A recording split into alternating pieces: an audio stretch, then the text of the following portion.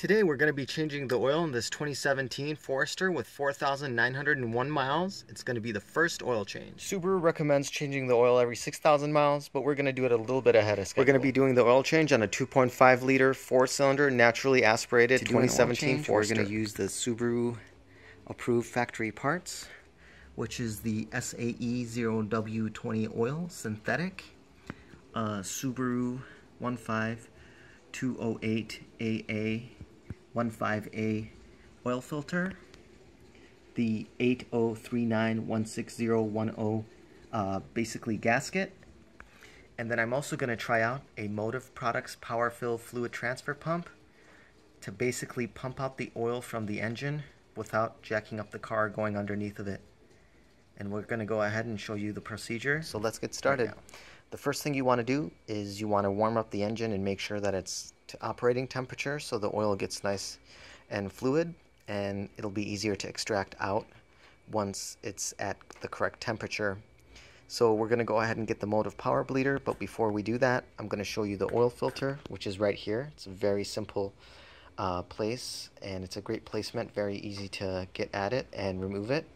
And we're going to go ahead and locate the oil dipstick, which I can show you right here. It's going to be this yellow dipstick tube right there, and it actually says engine oil on it, so there's no way you can mess that up. And we're going to go ahead and take care of that, and we'll be right back on the video. To complete the oil change today, we're going to be using a Motive Products Power Fill fluid transfer pump, and I'm going to go ahead and show you the steps that you need to do to make sure that you're going to complete the procedure correctly for changing your oil. Here are the instructions. Basically, you squeeze the pinch clamp until the extractor tube is closed. That's the pinch clamp, and I've tightened it so that it's closed. Then you're going to go ahead and use the hand pump to create vacuum in the power extractor tank. Do not exceed 15 inches of HG vacuum. So we're going to go ahead and do that, and we'll be right back on the video. So I've been pumping up the Motive's Products fluid transfer pump for about a good minute or two, and I don't have any bar pressure here. However, if I go ahead and open up this tube here and go ahead, and you can feel that there's some air coming out.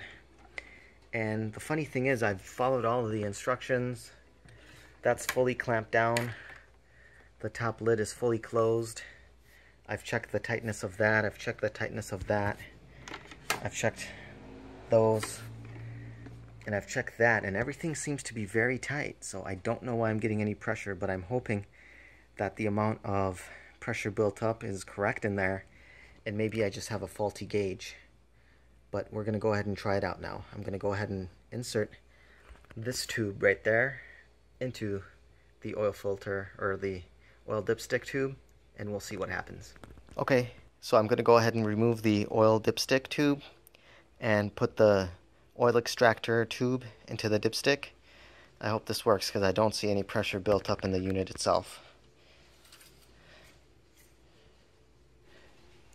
Okay guys, looks like I have a dud here because it's not working correctly. There's no pressure building up.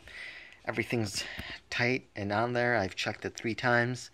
Let's go ahead and show you. I have that on there super tight, can't get any tighter. And let me show you what happens when I try to go ahead and pump this unit up. Let me just give you 1 second to get at it. I'm trying to hold it steady here while I pump it, but as you can tell, I'm getting nothing. Something is definitely wrong with this unit. So we're going to go to plan B. We're going to do a regular oil change, going underneath of the car and bolt for the oil drain pan. I'll be under the car and show you how to do that in just 1 second. Okay guys, to get to the engine oil drain bolt, we have to remove this plastic cover here, and you can see that it does have a writing on there that says engine oil drain. And so this is just Phillips screw, plastic Phillips screws. So we're going to turn these counterclockwise to remove the door to get access to the bolt. Okay guys, in addition to that main bolt that says turn on it, there's going to be 4 of these guys, and to basically get these guys open, you have to hold this larger edge, and then with a Phillips head just kind of turn it just real gently and it pops up. And then once the actual middle part of the rivet pops up, then you can go ahead and remove them. And then once you have the 4 bolts removed, you'll have access to the oil drain bolt. Okay, and with this flap removed, now you can see we have access to the oil drain bolt. It's this black bolt right here. And now we just have to put our oil catch can underneath here and go ahead and drain out all of the old oil once we remove this bolt. You will need a 14mm size wrench to remove the oil drain bolt, and we're going to go ahead and loosen it right now and drain all of the oil out. Now we're just going to wait till all the oil drains out. It generally will take around an hour. I usually go and get like a drink or get lunch or something and then come back. And once the oil is completely drained, we're going to tighten back the oil drain bolt using a new washer. So we're also going to replace the gasket that goes on the bolt, and that's part number 803916010. And basically it's just this bolt, and it goes onto there to help make sure that your oil drain pan doesn't leak out. So we're going to put that on there, and then we're going to put the bolt back, we're going to screw the bolt back onto the oil pan.